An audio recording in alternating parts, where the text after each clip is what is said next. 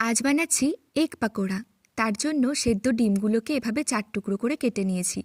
একটা বোলে 2 টেবিল চামচ চালের গুঁড়ো, 3 টেবিল চামচ বেসন, পরিমাণ মতো কালো জিরে, স্বাদ মতো নুন, চাট মশলা, লঙ্কার গুঁড়ো, সামান্য পরিমাণে গরম মশলা গুঁড়ো, হলুদ গুঁড়ো আর দিচ্ছি ধনেপাতা কুচি।